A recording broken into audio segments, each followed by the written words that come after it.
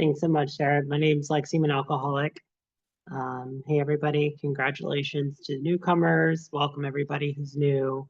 Um, this is a really cool meeting format. This is my first time here, too.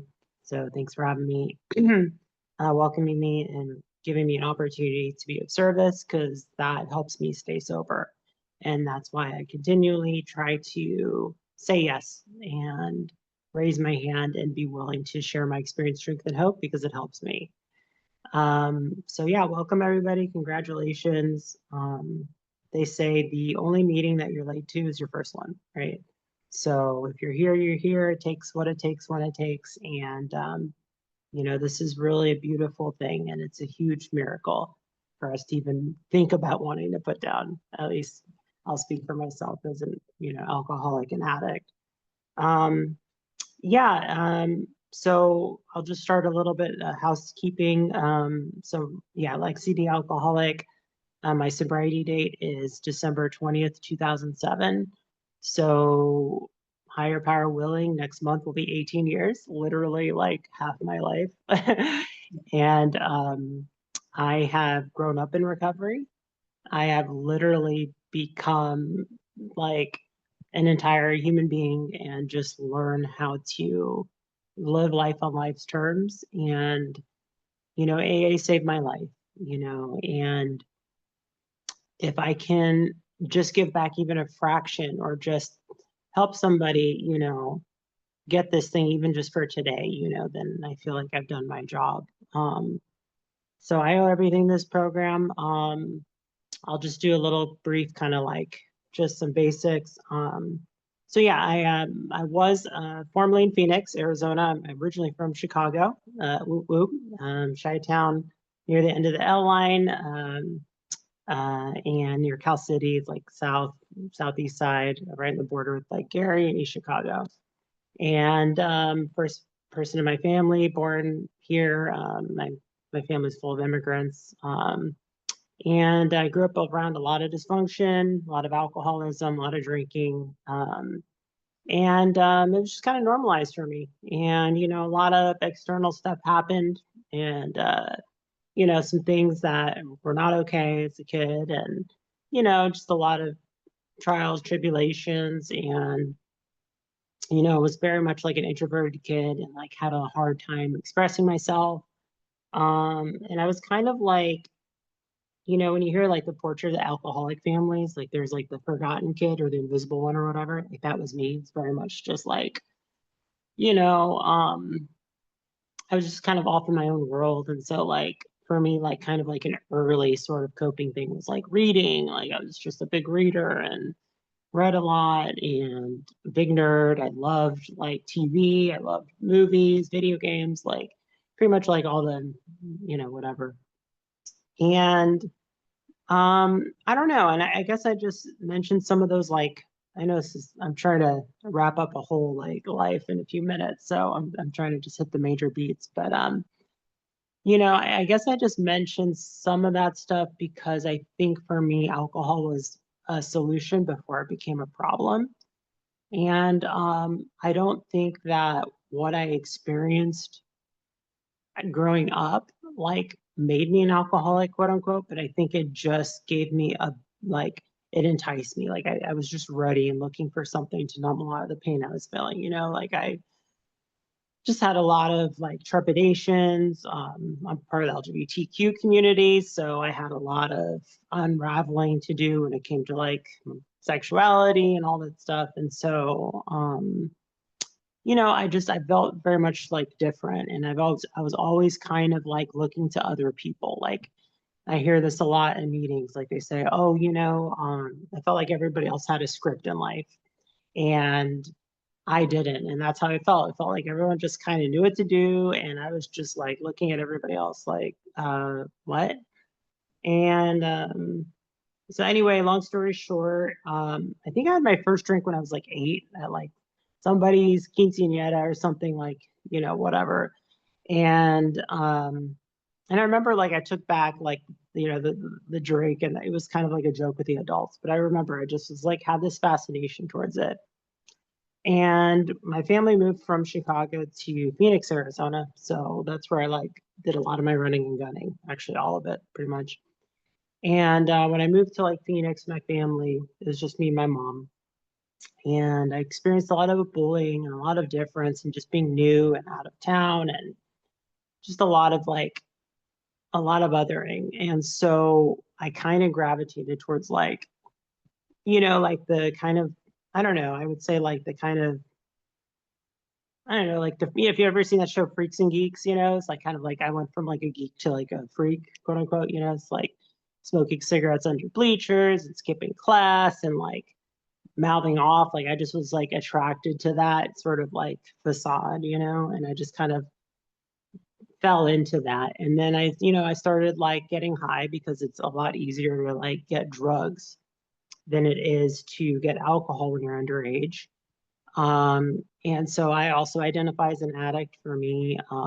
Everybody's recovery looks different. I know this is an AA meeting, but I just mentioned that as part of my story. For this alcoholic here, my sobriety also includes any minor mood altering substance that, especially like, it's not prescribed, like definitely. So for me, it's like a joint is the same as a line, is the same as like a bottle of alcohol, and in our literature, Bill W. talks about a lot about that when he gets prescribed sedatives and he starts mixing it with alcohol, and then you know, um, but so I just kind of like took off really quickly, and my disease was pretty pronounced. And before I knew it, I kind of had a feeling I was an addict because a lot of people, when you're like so young in high school and middle school, like getting high and like drinking, it's just kind of like background noise. It's kind of just like a social thing, like really just like it's very coming of agey of like, oh, let's just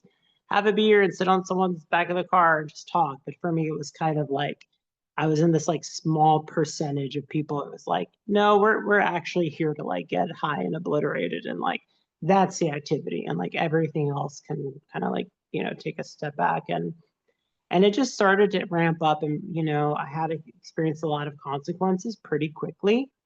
um, and one thing I heard in a meeting when I was new is like, consequences aren't a bottom, right? Like you can have like a whole rap sheet of just like stuff that happens, but unless like it's like, for me, like it wasn't penetrating like my heart, so it just kind of like I almost was like I was like my world was so distorted when I was drinking and using. I kind of thought like the stuff that I had done for like myself, I was kind of like a badge of honor. Like, yeah, and I dropped out. Like, yeah, like I got fired. I don't give a crap. I don't give a fuck. Like, I'm cool, right? Like I really wanted, like, I don't know, I just wanted to embrace the facade. And I kind of didn't care. My every I said this last time I qualified, everybody who shares genetics with me is either on a 12-step program or needs one. Like legit, like there's so many, I don't know, nature nurture, but there's just a lot of people who could benefit from this in my family. And so, it got passed on to me pretty quickly. So I'll just kind of like speed up. Experienced a lot of pain, shame, I never try to control my drinking. I know that was kind of like, you hear that sometimes during shares. For me, there was never an attempt to, because I just didn't want to. I just kind of knew. I was just like, I'm an alcoholic. That's why I'm doing it. And especially when I was like so young, it was like the height of my drinking was like in high school. So it's kind of like I have nothing to lose. Like I'm someone, someone who I love says a lot. I just got here, right? Like I just got here. I woke up one day and I'm an alcoholic. So fast forward, things got progressed, and I'm experiencing a lot of pain. I'm experiencing things like, I remember like one of like somebody who was like practically like in love with in high school, like like after I dropped out, like she was like, "Oh, do you like want to like hang out, hang out?" And I was like, "Oh my God." And I remember kind of a sign that my disease kind of had progressed was like, I remember speaking to a couple of friends of mine, and I was like, and I said this verbatim, like, I literally cannot be sober to this. Like, I can't. Like, I'm just so awkward. I think too much. Like, I need to be high. I need to be drunk. Like, I need to have something to take the edge off, because like you don't understand. There's nothing to talk about unless we're like getting, it's like my world revolved around it. And, some other things like got in trouble with law enforcement, dropped out of high school, like all this like consequences. And so I thought Arizona's my problem. It's you, it's my mom, blah, blah, blah, blah. And so I moved to like New York City. And I got like an internship. I went back to school. I got an internship at a record label. Like I kind of got like the job of my dreams in NYC. This is where I got sober. And I realized like, this is like when I hit my bottom is like once I pulled a geographic and I thought that if I can change my entire outsides, like my insides will be okay. And the problem is that like I had done that, right? And like I had tried to like quote unquote like white knuckle my life together. And I had no reason to be unhappy. And I was like the most miserable I'd ever been, right? I failed to mention too, like I had went to my first meeting at 15, right? And this was like under the recommendation of someone who said, like, I think you're an alcoholic. And like for me, I was like, yeah, but I don't care. I went to my first meeting when I was 15, definitely related, but I just didn't think I was because I was like, I'm too young. Like, this is crazy. Who's an alcoholic at 15? Well, so my bottom was sometime in December 2007. Um, I had a history of just lighting relationships on fire because I was very unstable emotionally. Anytime people got close to me, I'd run away. I was just very like insecure and childish, right? And I had destroyed another relationship, and I was living with some guy in like South Harlem at the time, and he knew someone. There was like this bar in like really crappy part of like Lower Manhattan, and we had a beer, and it was supposed to be like this festive thing. And I remember sitting there at this like bar in downtown Manhattan, and I'm like, you know, I'm trying to control my drinking to control my life. Like that's crazy, right? Like, and I heard it someone say at a meeting once, like, you don't have to consume it for it to consume you, right? Like I realized even when I was not drinking, my life still revolved around alcohol because when I had experienced really significant changes in like pain, I just naturally gravitated to like, well, let me just figure out my life at a bar. And it was just so natural. And that was when the light bulb moment happened. And that was, I think, like December 18th or something like 2007. I rounded up to 20th because I just wanted to be like super safe. And I was really freaked out because I was like, I can't trust myself. I don't understand why I keep trying to fit alcohol into my life. Like I should be happy and I can't make myself happy. So what I said to myself at the time was, I'm going to do everything these AA people say. And when it inevitably doesn't work, like I'm going to go out in a hail of alcohol and drugs and just boom, and like I'm done. Like I'll at least give myself one chance, right? And it worked, right? And and I say that every time I share because this is something I share with my sponsees a lot. Like my experience of AA is kind of what they talk about in our literature in the big book. They say like a spiritual experience of like the educational variety. They talk about in one of the appendixes, right? And what that means, or my inference of it, is like for some of us, when we kind of have like a spiritual awakening in this program, it's not like a burning bush or something, it's more of like a slow, you kind of just keep taking the actions. And then one day you're like, huh, like life's kind of good. What the hell? And that's kind of like my experience, right? I try to take every suggestion that I never took. I got a home group. I got a sponsor right away. I tried to talk to my sponsor often and tell the truth. And that wasn't always successful, but I did my best. I worked the 12 steps to my best of my ability. I've worked them multiple times since I've done that the first time. I didn't work them perfectly. I say this a lot when I, qualify my first 4-step, when my sponsor was like, is there anything that you left off? And I was like, no, I've told you everything, I'm good. And like, there was way more that I didn't tell my sponsor, but it was a great beginning for me to slowly start to work out, those things, to be able to talk to people. I sought a lot of treatment, in recovery, and, did a lot of therapy to heal from like a lot of those wounds, and was able to come out and recovery, and, embrace who I am. And, um, this past year, I moved a lot. So I lived in NYC for 10 years. My first home group meeting I still feel very dearly about is a meeting that's still there. It's Thursday nights in Chelsea, called Never Had a Legal Drink. So if you are in NYC area, check it out. Great group of people. I was lucky enough to be on the host committee.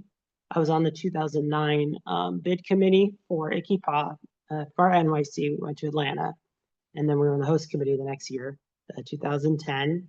That continues to be like a highlight of my life. ICYPAA saved my life, as well as the 12 steps in my higher power, because ICYPAA helped me understand that like you're not too young for this thing if you do have it. Your life isn't over. In fact, it's just beginning, and it's going to be a fucking amazing life. Excuse my French.